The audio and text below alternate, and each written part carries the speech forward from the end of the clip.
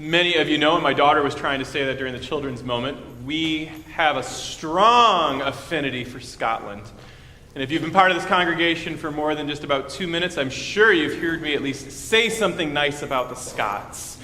Our family is from the Clan MacDonald and Cullen. I studied for my doctorate in Aberdeen. We have gone to Scotland many times with the children and as a family. I participated in a pulpit swap a couple of years back where I went and served a parish there in Scotland. And as a Presbyterian, I am part of the Church of Scotland. I was shocked to find out when I got to Scotland, though, that I am far more Scottish than many of the people who live in Scotland. I love being Scottish. I'm very proud of it. And every time we have the opportunity to go back, it just feels good and feels right. And as a side note, the Reverend Malcolm Rooney, who preached here for a month and a half while we swapped positions, he will be retiring at the end of this month. And for those of you who would like to send him well wishes, please pass them to me here in the office by email or send him one directly. And do so also to their congregation, because I'm not looking, but it sure would be nice to serve in Scotland as their new pastor. And so if you all talk about how much you love me or don't love me, both will help my cause. See, when I was there, I was tasked with being the minister to a very large parish, a number of churches that I preached at every Sunday. And leading up to my first sermon, I found that as much as I embraced the town of Kirriemuir and loved its stories, its people, and its culture, the one thing I wasn't able to embrace was the language. You see, Scots claim to be speaking English. I find it very difficult to understand them. And likewise, they somehow think that we are also speaking the same Queen's English, and we are just as unintelligible to many of them. And so I spent a lot of that very first week telling these people that I was going to have the opportunity to preach in front of, could you slow down, or could you repeat that? Or I don't understand that word. Could you say it again for me? Or the idioms and context. It was out of sorts for me, as much time as I've spent in Scotland.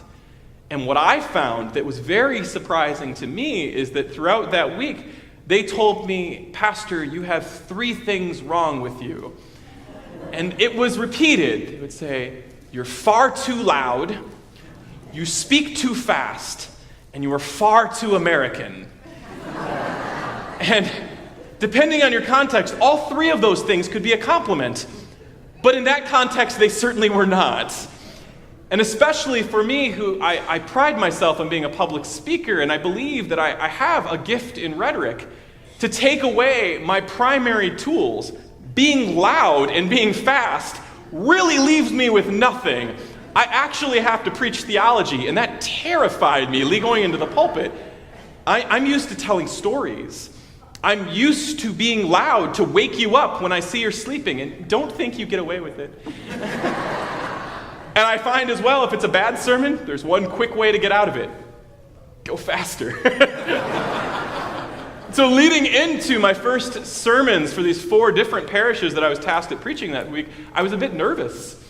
Because I'd been speaking all week to Rotary groups and to schools, and I was getting the same response every time. A glazed over look in their eyes, like you're watching someone that you kind of know but don't really, saying words that you don't understand in a context that doesn't make any sense. And I was nervous. So the Friday before my first sermon, we were out in a little town called Arbroath. Arbroath is right on the northeast corner there of Scotland, right on the North Sea. Beautiful old fishing village, old town. And we're having a lunch that's just as pleasant as can be. And we ordered the same things we order every place, fish and chips or something easy with the kids. And it's okay, it's passable. But the woman next to me is eating something else, this gloriously smoky smelling bowl of something. And I can't help myself. So in my most American way, I say, "What's that?" And she responds to me, "Wah, didn't know kin, Cullen skink." Not a single word made sense to me whatsoever. Again, all English words. But she takes a spoon and hands it to me. Now, to all of you, when you go to foreign countries, you shouldn't just eat something that someone just puts in front of your face, especially a stranger, but I'm adventurous. And I didn't know what she said. It could have been, "This is the antidote," or whatever it might have been. So I do eat it. And it is delicious. It's smooth. It's full of root vegetables and cream and this particular type of smoked haddock that they only make in that part of Scotland. And it's well known to all the people because it's a peasant dish. It's something that's been passed down for generations, and it's beautiful. It's like eating something that you might know only for a particular region, and it brings back a lot of happy memories. So for me, that's a pasty with my Yooper relatives. Or it's Verner's when I'm sick, my mom giving it to me. It's something very Michigan. Well, that was the feel of this. And so my sermon that week happened to be about hospitality, and I just scrapped the whole beginnings part and talked about this moment of having been welcomed by a stranger to have Cullen Skink. And you watch the people's faces. The minute I mention Cullen Skink, they light up, they're awake, and I can see that they're listening now. And as we get to the end of the sermon and the service ends, that was my opening. That was when they could tell that I'd actually listened to them. That I wasn't just a tourist who wanted to put on a kilt. I wasn't just someone who was a loud American cousin that claimed to have Scottish ancestry. No, I knew them in that moment and in that place. And it was fantastic. And that's what I think we forget to talk about when we encounter Pentecost. Because while the different languages spoke are important, it's more than that. The Holy Spirit, in tongues of fire, rest upon the people and allow them to be understood by their neighbors. Yes, the linguistic aspect of it is fascinating, but more important than that, it allowed people from different parts of the empire to hear what their neighbors were saying and understand the context. Pentecost goes beyond language, at least beyond literal language. It's a day when all boundaries were broken and people were simply understood by one another. You see, the disciples had this bold sense of urgency to share the story of Jesus Christ that they'd experienced only weeks before. They wanted it shared, but they didn't know how. They were told that they'd be given this great gift that would allow them to spread this message of the gospel. And when these tongues of fire come, they do. They wanted to be comprehended by those people who came from Rome and from Greece and from Macedonia. And they were, miraculously. They were all part of the same story. Storytelling, I believe, is the great unifier and sustainer of relationships. I believe to strengthen your marriage, you need to tell more stories together. In order to be a better brother or sister, you need to experience stories and share them with each other. In order to be a better neighbor, we need to tell stories. Because we learn so much more about a person than we do from telling them the literal, the theological, the philosophical. The metaphor of story is far more powerful than we give it credit for. And I say that knowing that there is a re-emphasis on story in our postmodern culture.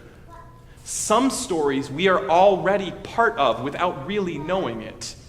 Someone this last week was speaking about how he was in a gas station and he was going down to see his son receive chemotherapy, his Marine son. And someone who heard him saying that gravitated towards him because he heard the same words from his story.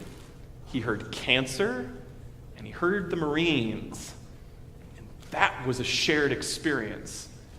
That allowed for them to silently be part of the same story. That allowed for tears to be shed without having to ask where they came from. That allowed for the same secret phrases between men in the military. That allowed for a story that they didn't know they were a part of to be shared with new chapters that you didn't know existed. We have that similarly here, of course, in our community for the Spartans. And I'd certainly say we have it here in the church, but we have it in the church universal. As we celebrate Wyatt's baptism today, and man, he wants to get baptized so bad. Watch that kid running towards the water. Oh, I'm sorry, dude. I didn't ask for your permission to talk about you. We are trying to speak to him in a language that he will understand. A precognitive almost language, a language that's built on love, on something tangible, on experience of a community. That goes beyond the words that I'll use in the liturgy, and yet that also is the liturgy. That's the work of the people that we're all doing together in the same story. We want to know this little boy, and we want this little boy to be known, and we want to hear his story as he grows. One of my favorite parts about being a minister is listening to you. I mean that. Sitting down with a person and asking, how did you become who you are? What brought you to this place in this particular moment and in this time? Hearing your tragedies and hearing your successes, that's something we can't manufacture. That is how relationships are founded, and that's how they're sustained. Today, when we're confronted with terrorism yet again, we see people who are children, at least they were at one point, with parents, with a community, with a context, with teaching, with religion even. And somewhere along the way in their story, it changed in such a way that they believed violence was the answer. It was a story that began with birth and yet ended with death and torture. We cannot dismiss all that happened in between. And we can't simply condemn the person for who they are in the last act of the play. There was something that led them to that moment. And we are a part of that story, lest we excuse ourselves of any guilt or shame. Somehow we contribute to these stories of our neighbors locally and internationally. And I'm convinced if we don't know the story of the person who says something hurtful, who might want something harmful to happen to us, who does not believe the same way we believe, then we're never going to advance. We have to know the story. And we have to ask for more than just the language.